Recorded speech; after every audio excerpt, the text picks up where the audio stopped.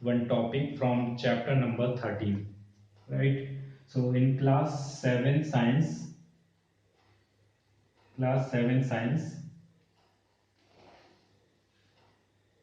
we are discussing about some small topics of chapter number 13. Fine.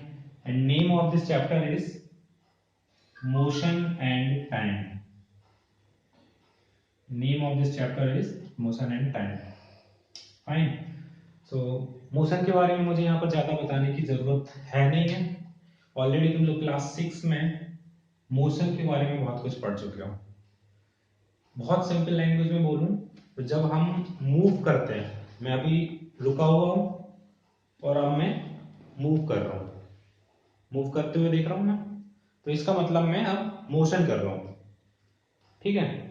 और अब मेरा motion रुक गया, अब मैं फिर से मोशन करने लगा हूं. तो ये चीज तुम लोग ऑलरेडी क्लास 6 में समझ चुके थे. अब मैं फिर से मैंने अपना मोशन स्टॉप कर दिया. तो ये चीज कहलाती है मोशन. मोशन यानी कि जब कोई ऑब्जेक्ट मूव करता है तो उसे हम मोशन बोलते हैं. तो जब हमारा फैन मोशन करता है, हम लोग मोशन कर सकते हैं. हमारी बस, ट्रेन, बहुत सारी चीजों में मोशन होता है. तो बहुत सारे एग्जाम्पल्स हैं मोशन के, जिनके बारे में आज मैं डिस्कस नहीं करने वाला हूं. आज का हमारा इसमें से टॉपिक, फर्स्ट टॉपिक है uniform and non uniform motion.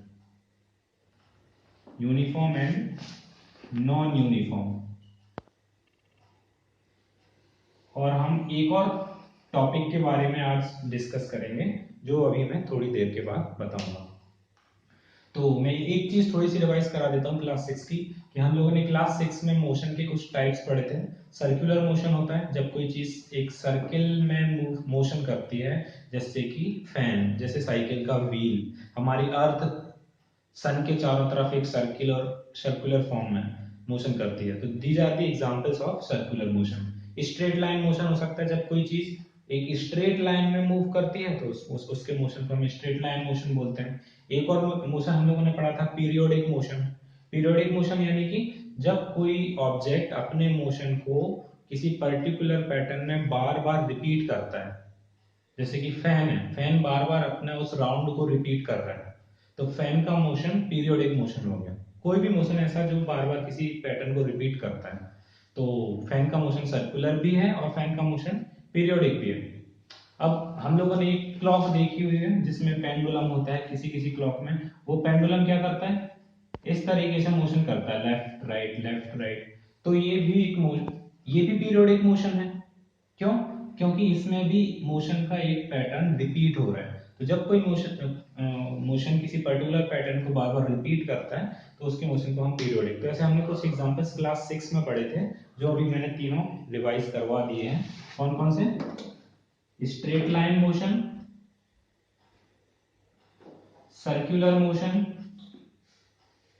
और थर्ड कौन सा है? Periodic motion. तो ये बहुत ही बेसिक सी चीजें हैं 3 टाइप्स के मोशन के बारे में, जो हम ऑलरेडी जानते हैं. So our main topic of today's class is uniform and non uniform motion. तो अब हम इस टॉपिक पर आते हैं. तो ये बहुत ही इजी टॉपिक है. यूनिफॉर्म मैं बहुत सिंपल सी लैंग्वेज में बता देता हूँ. यूनिफॉर्म मतलब एक जैसा. जैसे स्कूल की यूनिफॉर्म होती है सबकी एक जैसी, तो यूनिफॉर्म मतलब एक जैसा.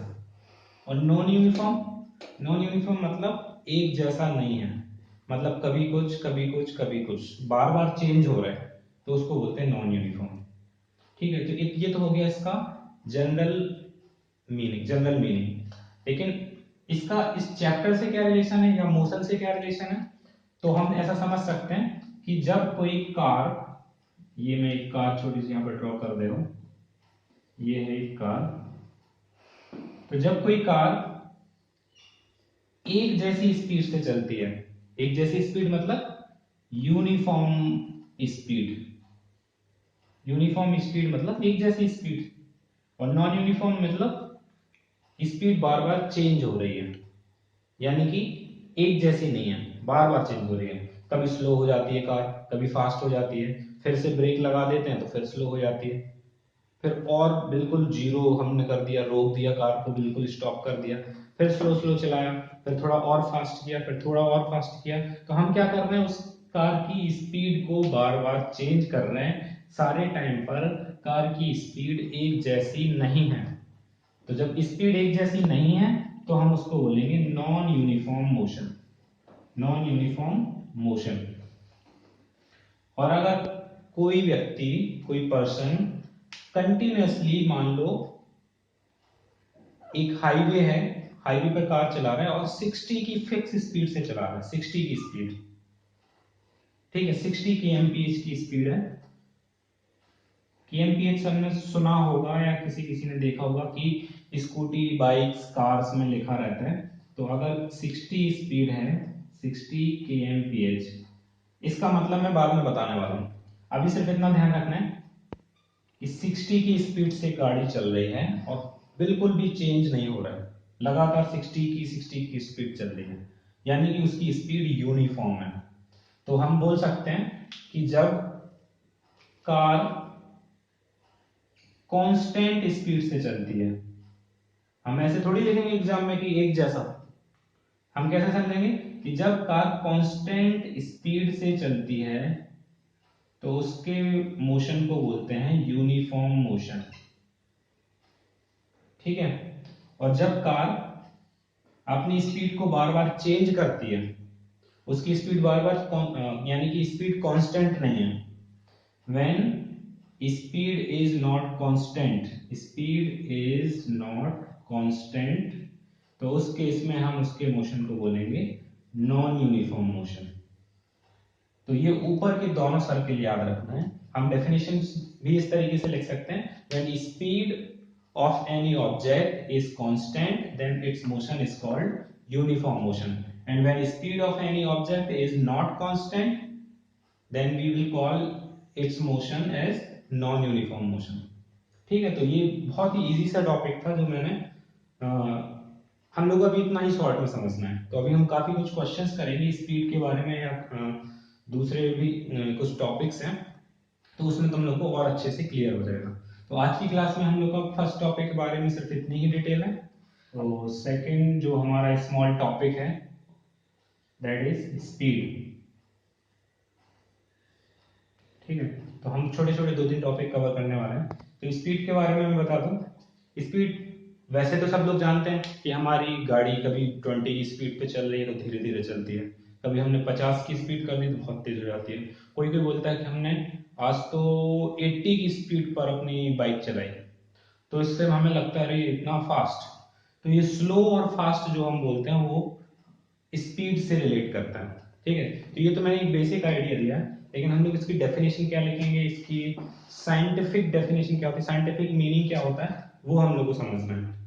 तो हम थोड़ा सा अगर दिमाग लगाएं, डेफिनेशन तो मैं बताने वाला ही हूँ, लेकिन अगर हम थोड़ा सा खुद से सोचें, दिमाग लगाएं, तो हम क्या सा डिफाइन कर सकते हैं साइंटिफिकली, साइंटिफिक तरीके से हम लोग स्पीड को कैसे डिफाइन कर सकते हैं। हम सोच सकते हैं कि जब अगर कोई कार या बाइक या बस या कोई भी ऑब्जेक्ट कम समय में, थोड़े से टाइम में बहुत ज्यादा डिस्टेंस कवर करता है, तो इसका मतलब उसकी स्पीड ज्यादा है। या फिर बहुत ज्यादा टाइम में थोड़ी सी डिस्टेंस कवर करता है, तो इसका मतलब उसकी स्पीड बहुत कम है, वो बहुत स्लो है। तो इस तरीके से हम साइंटिफिक तरीके से सोच सकते हैं। और इसको हम डिफाइन करने, जब डिफाइन करेंगे तो क्या लिखेंगे, distance travelled per unit time is called speed, distance travelled per unit time is called speed, ठीक है। तो पर यूनिट टाइम यानी कि यूनिट का मतलब होता है 1, तो जब कोई ऑब्जेक्ट वन टाइम यानी कि 1 आवर हो सकता है या 1 सेकेंड हो सकता है, तो जब कोई ऑब्जेक्ट यूनिट टाइम में जितनी डिस्टेंस कवर करता है उसको हम बोलते हैं स्पीड। और इसका फॉर्मूला होता है speed equal to distance upon time. ये फॉर्मूला बिल्कुल भूलना नहीं है, ये क्लास 9th में, क्लास 11th में हमेशा काम में आने वाला है, बहुत ही बेसिक सा फॉर्मूला है और ये हमेशा तुम लोगों को याद रखना है। हम बोल सकते हैं ये बहुत ही इंपॉर्टेंट फॉर्मूला है। अब ये स्पीड जो है किस चीज में मेजर करते हैं? हमारी स्कूटी में जो मीटर लगा होता है स्पीड निकालने के लिए, 20, 40, 60, 80 ऐसे छोटी सी निडेल सुई होती है जो हमें स्पीड बताती है, 40, 60, 80 इस तरीके से हम स्कूटी में या कार्स में ऐसे मीटर देखते हैं। तो इसके बारे में तुम लोगों को सिलेबस में है, ठीक है। तो जब हम इस टॉपिक पर जाएंगे इस चैप्टर में, तब हम इसके बारे में बहुत डिटेल में पढ़ेंगे। लेकिन अभी सिर्फ इतना ध्यान रखना है कि यहाँ पर जो KMPH लिखा हुआ है, KMPH इसका मतलब है किलोमीटर पर आवर। तो जब हम इस बोलेंगे कि हमने अपनी बाइक 70 का स्पीड पर चलाई है, तो हम ये एक गलत सेंटेंस है। हमें कभी भी ऐसा नहीं बोलना कि हमारी बाइक 70 की स्पीड से चली है। हम क्या बोलेंगे? हमारी बाइक 70 किलोमीटर पर आवर की स्पीड से चल रही थी, या हमारी बाइक 40 किलोमीटर पर आवर की स्पीड से चल रही थी। हम कभी भी ये नहीं बोलेंगे कि हमारी बाइक 40 की स्पीड से चल रही थी। हम क्या बोलेंगे कि हम 40 किलोमीटर पर आवर की स्पीड से चल रहे थे। ठीक है, तो ये किलोमीटर पर आवर है क्या? किलोमीटर पर आवर स्पीड को मेजर करने का एक तरीका है। जैसे हम टाइम को कैसे मेजर करते हैं? टाइम को हम लोग आवर्स में मेजर कर सकते हैं, 1 घंटे, 2 घंटे, 3 घंटे, या फिर टाइम को हम मिनट्स में भी मेजर कर सकते हैं। तो ये जो मेजरमेंट के तरीके होते हैं इनको बोलते हैं हम यूनिट्स।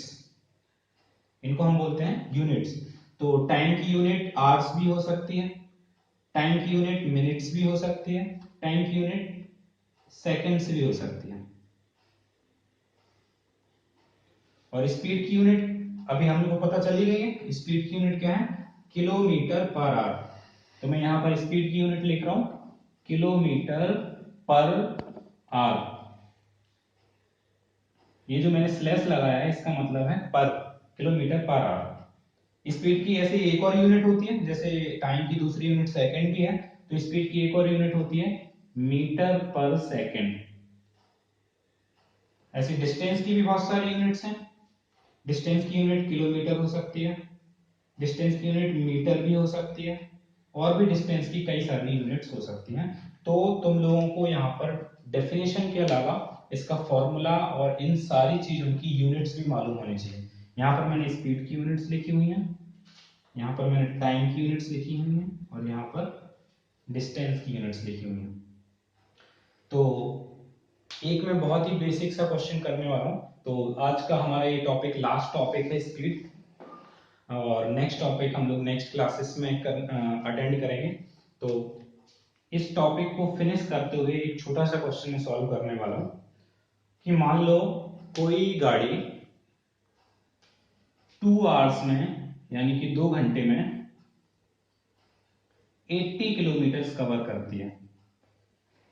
ये क्वेश्चन है, बहुत इजी क्वेश्चन है कि कोई अगर गाड़ी 2 घंटे में 80 किलोमीटर कवर करती है तो उस गाड़ी की स्पीड क्या है, कार या बस जो भी है, तो उसकी हमें स्पीड फाइंड करनी है। तो इस तरीके से तुम लोग को क्लास 7th में क्वेश्चंस मिलने वाले हैं।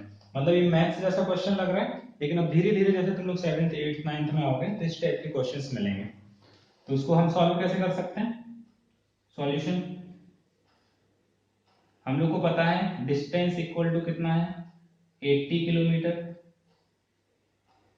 टाइम इक्वल टू कितना है, 2 आवर्स। ये कैसे पता चला? ये दोनों चीजें क्वेश्चन में लिखी हुई हैं। यहाँ पर डिस्टेंस कितनी है, 80 किलोमीटर, और टाइम 2 आवर्स, और हमें पता करना है स्पीड कितनी है। तो स्पीड का फॉर्मूला याद होना चाहिए, तभी हम पता कर पाएंगे। तो स्पीड का फॉर्मूला है speed equal to distance upon time. Distance की जगह हम लिखेंगे 80 किलोमीटर, और अपॉन में टाइम की जगह कितना लिखेंगे, 2 आवर्स, और इसको डिवाइड कर देंगे तो ये 40 आएगा। डिवाइड करके तुम लोग बाद में चेक कर सकते हो। तो हम स्पीड कितनी आ गई हमारी, स्पीड इक्वल टू 40। लेकिन अभी ये पूरा आंसर नहीं है, इसके आगे तुम लोगों को लिखना है किलोमीटर पर आवर। ये लिखना बहुत ज्यादा जरूरी है, वरना इसमें से एग्जाम में मार्क्स भी कट जाते हैं, क्योंकि रॉन्ग हो जाएगा। तो करेक्ट आंसर है speed equal to 40 kilometre per hour. तो ये हमने एक आज बहुत ही बेसिक क्वेश्चन किया था और कई सारे क्वेश्चंस इस चैप्टर में हम लोग करने वाले हैं। तो आज के लिए इतना ही, बाकी हम नेक्स्ट क्लास में कुछ टॉपिक्स कंटिन्यू करेंगे। So thank you for watching this video.